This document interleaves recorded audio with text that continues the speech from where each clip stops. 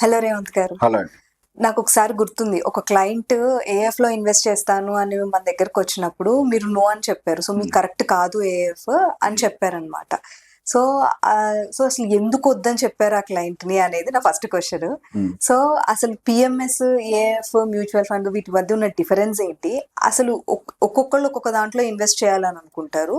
So వాళ్ళు ఏ క్రైటీరియాని match అయితే వాళ్ళకి ఆ ఇన్వెస్ట్మెంట్ ప్రోడక్ట్ అనేది సూట్ అవుతుంది అని అనుకుంటున్నారు. మీ వ్యూ ఏంటిది? సో ఫస్ట్ థింగ్ మీరు ఫస్ట్ అడిగిన ప్రశ్న ఎందుకు రిజెక్ట్ చేశారు.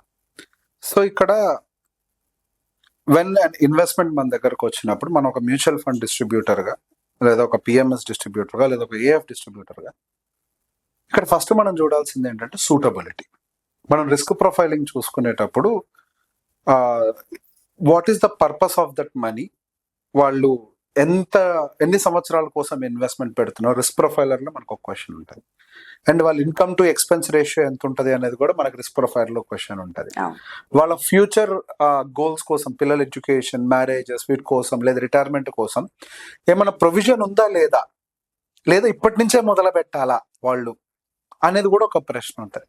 C when we go through all this risk profile మనకి ఏమర్థం అవుతుంది. ఇప్పుడు ఫర్ ఎగ్జాంపుల్ ఈ క్లయింట్కి ఈ డబ్బు ఒకటే సోర్సు, వాళ్ళ దగ్గర ఇంకా వేరే ఇతర క్యాష్ కాంపోనెంట్ లేదనుకోండి, ఏఎఫ్ లాంటి ప్రోడక్ట్ వాళ్ళకి సూట్ కాదు.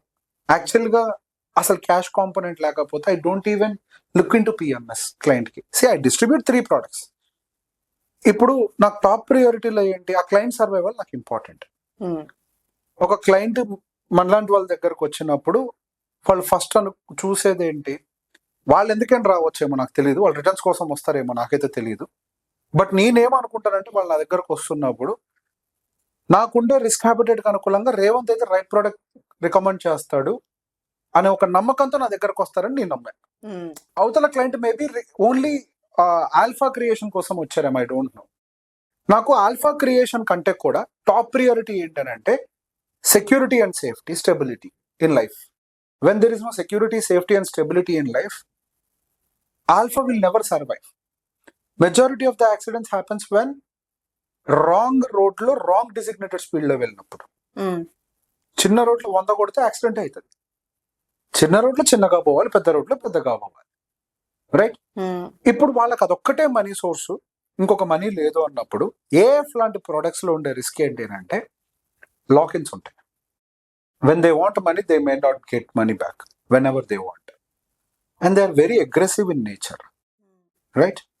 సో ఫస్ట్ ఇక్కడ మనం డిస్ట్రిబ్యూట్ చేసే ప్రోడక్ట్స్ లో ఫస్ట్ లేయర్ ఆఫ్ సేఫ్టీ ఎక్కడ దొరుకుతుంది, మోర్ స్టేబుల్ అని అంటే mutual, right?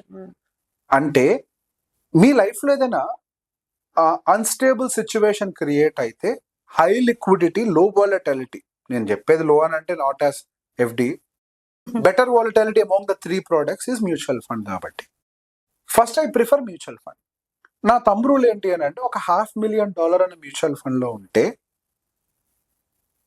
a family can survive easily. Of course, that varies from family to family. వాళ్ళ ఖర్చుల్ని బట్టి.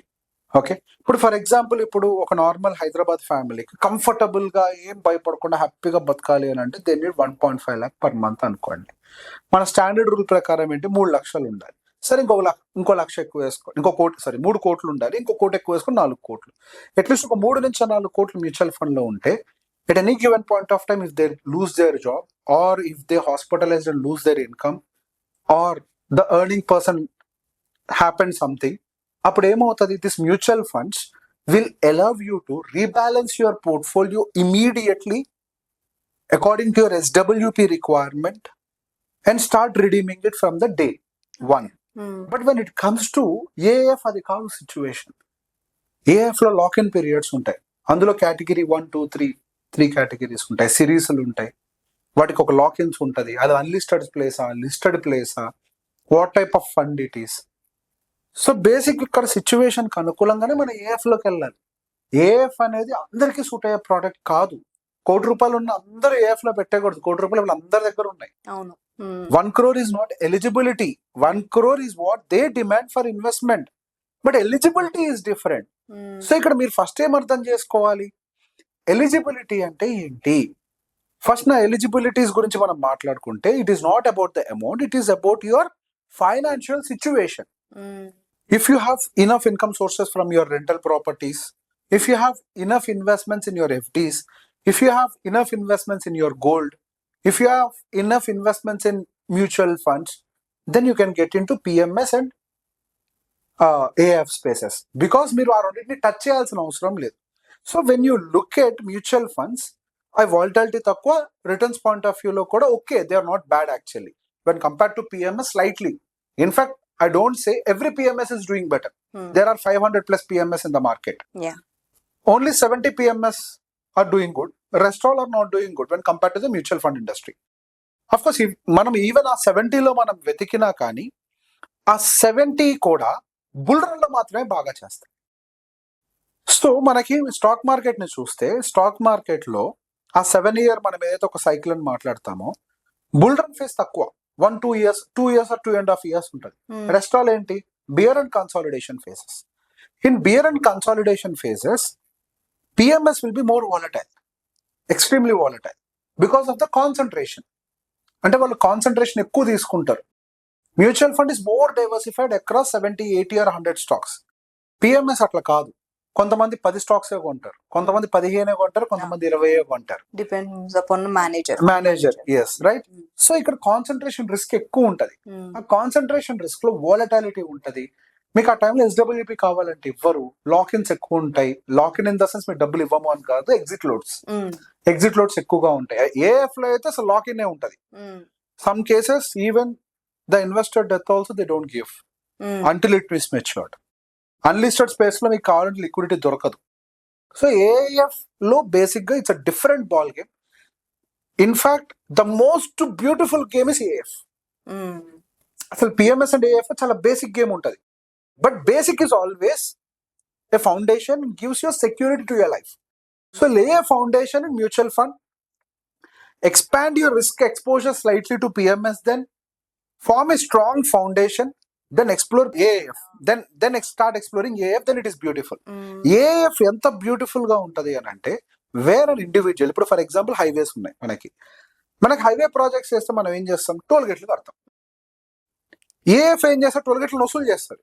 Okay, it's more beautiful. ఇప్పుడు PPP ప్రాజెక్ట్స్ ఉంటాయి, నేషనల్ హైవేస్ ఏంటి, పబ్లిక్ ప్రైవేట్ పార్ట్నర్షిప్ లో నడుస్తాయి. People go and invest there. AF people will go and invest there, where 11, 12, 13, 14% yield వస్తుంది, appreciations ఏమైనా ఉంటే వస్తాయి.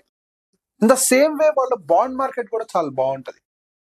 వాళ్ళు ప్రైవేట్ లెండింగ్ చేస్తారు, ఆ ప్రైవేట్ లెండింగ్ కూడా వాళ్ళది చాలా హై ఈల్డ్ వస్తుంది. సెక్యూర్డ్ లెండింగ్ ఉంటుంది, అన్సెక్యూర్డ్ లెండింగ్ ఉంటుంది.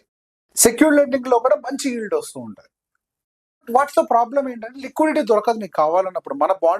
మన మ్యూచువల్ ఫండ్స్ లో ఉండే బాండ్స్ లాగా ఉండవు. ఓకే, అన్లిస్టెడ్ స్పేసెస్ లోకి వెళ్తారు. మ్యూచువల్ ఫండ్స్ ఏంటి, లిస్టెడ్ స్పేస్ ని ఎక్స్ప్లోర్ చేస్తాయి, వాళ్ళు అన్లిస్టెడ్ స్పేసెస్ ని ఎక్స్ప్లోర్ చేస్తారు. రియల్ ఎస్టేట్ లో ఇన్వెస్ట్మెంట్ పెట్టాలా, they will invest. REITs is different. See, whatever REITs we are seeing is different. The REITs they operate is different. Okay. They literally buy properties in their AFs.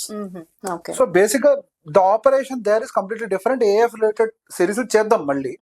But ఇక్కడ risk habitat ని అర్థం చేసుకోవాలి. డబ్బు ఉంటే అది మీ eligibility కాదు, మీ risk habitat. మీ risk habitat ని బట్టి మీకు మ్యూచువల్ ఫండా, PMS, AF.